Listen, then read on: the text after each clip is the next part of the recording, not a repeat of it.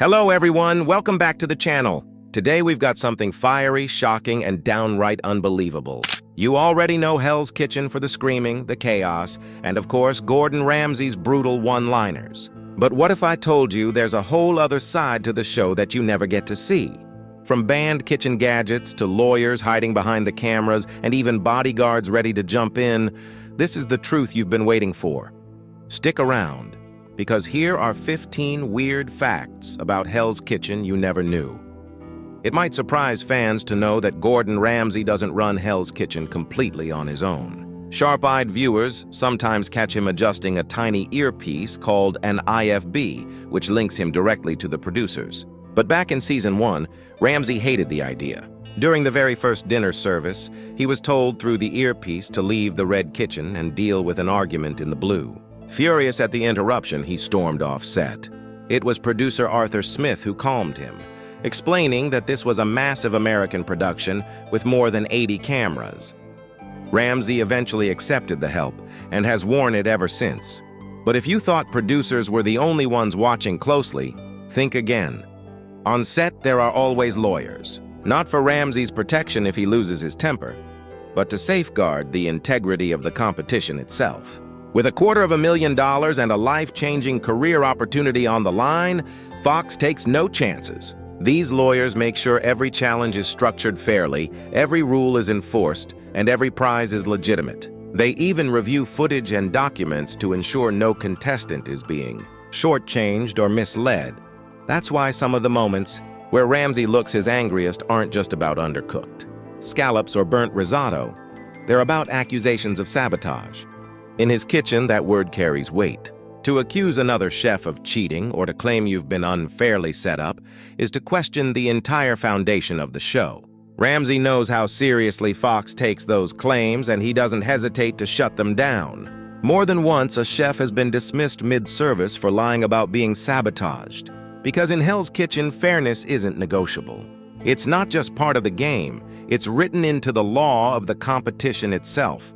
For viewers, seeing a contestant eliminated usually ends with a dramatic walk through the famous double doors. But if you look closely, you'll notice they never carry their luggage. That's because, while they're busy sweating it out during elimination, the production team is quietly sneaking into the dorms, packing up their belongings, and placing their suitcases by the door. By the time the unlucky chef makes that final walk, their things are ready and waiting. There are no long goodbyes, no hugs from the rest of the cast, just a quick exit as the show marches on. One of the strictest rules in Hell's Kitchen concerns the tools chefs can use.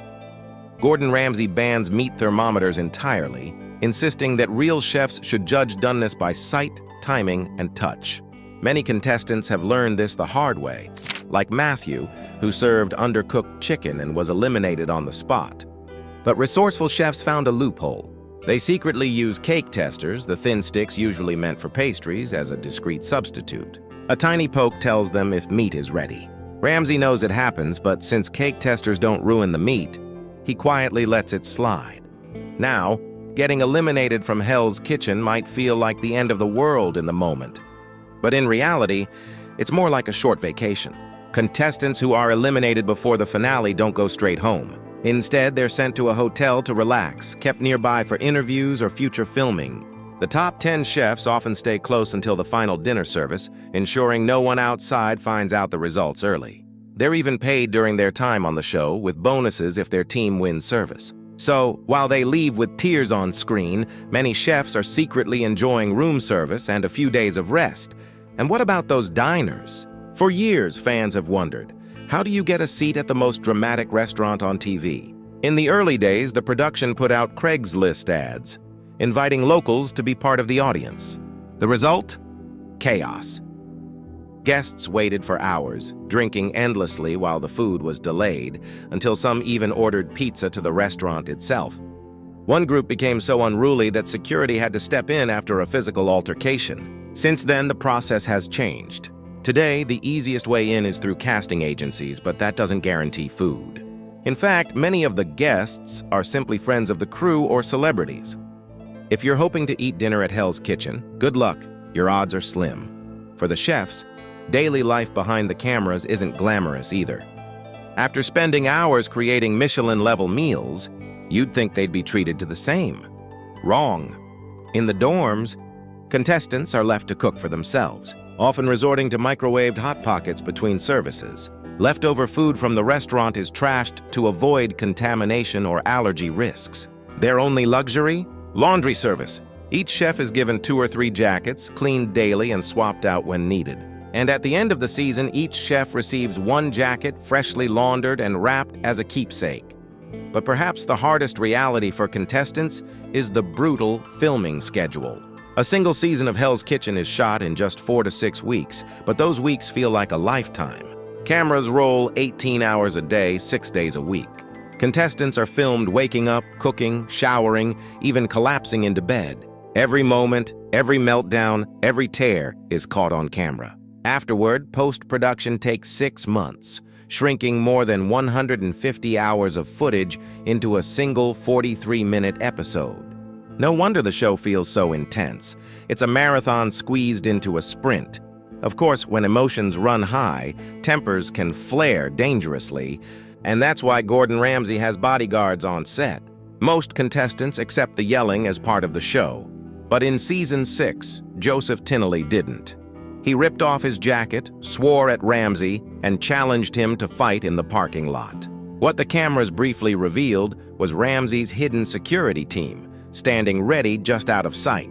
As a multimillionaire, Ramsay's safety is no small concern, though with his black belt in karate and his love of boxing, he's probably not as defenseless as some might think. Isolation is another tool of control. Before filming begins, contestants are locked in hotels for days, cut off from phones, emails, and family. Once filming starts, that silence continues. They go weeks without speaking to loved ones, relying only on each other in the dorms. Sundays are their only day off, but even then, they are separated, forbidden from speaking, and shadowed by producers if they leave their rooms. For some, the loneliness is even harder than the cooking. And then there are the diners, who discover that while the food and drinks are free, there is one major catch. There are no bathrooms in the restaurant. Once a diner leaves to use a trailer outside, they aren't allowed back in. That's why observant fans sometimes spot guests fidgeting in their chairs, silently regretting those endless glasses of wine. Yet for all his rage, Gordon Ramsay isn't just a tyrant. Many contestants describe moments when he became a mentor instead.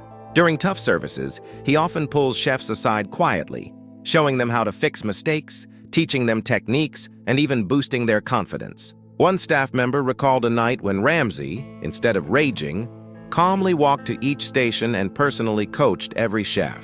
The screaming might make good TV, but behind it lies a teacher, passionate about his craft. You might think the chefs unwind with music or TV after service, but even that is forbidden. Music is banned in Hell's Kitchen because licensing songs would cost too much. Contestants can't sing, can't play instruments, and can't even hum because any copyrighted tune would make footage unusable. Some contestants cleverly sing when they want privacy, knowing producers can't air it. No music, no television, no newspapers. Life in Hell's Kitchen is completely cut off from the outside world. After weeks of this pressure, elimination is devastating. But before contestants can leave, they must meet with a therapist. Producers require every chef to undergo evaluation to ensure their mental health is stable before they head home. From background checks before the season to constant monitoring during filming and therapy afterward, every step is designed to prevent breakdowns. For the chefs, the show is more than just a competition. It's an emotional endurance test. And finally, perhaps the biggest surprise of all, Gordon Ramsay himself doesn't even watch Hell's Kitchen. While millions of viewers tune in every season, Ramsay avoids watching his own shows. He hates seeing himself on screen. Instead, he prefers to watch Deadliest Catch or spend an evening taking his wife out to dinner. Maybe that's the secret to why he never seems to burn out. He leaves the drama on set and lives quietly at home. So that's the hidden world of Hell's Kitchen. Which of these secrets blew your mind the most? The cake tester hack, the no bathroom rule, or Gordon Ramsay skipping his own show? Drop your thoughts in the comments, hit that like button, share this with a fellow foodie, and don't forget to subscribe for more sizzling stories. Until next time, keep the fire burning. Thanks for watching.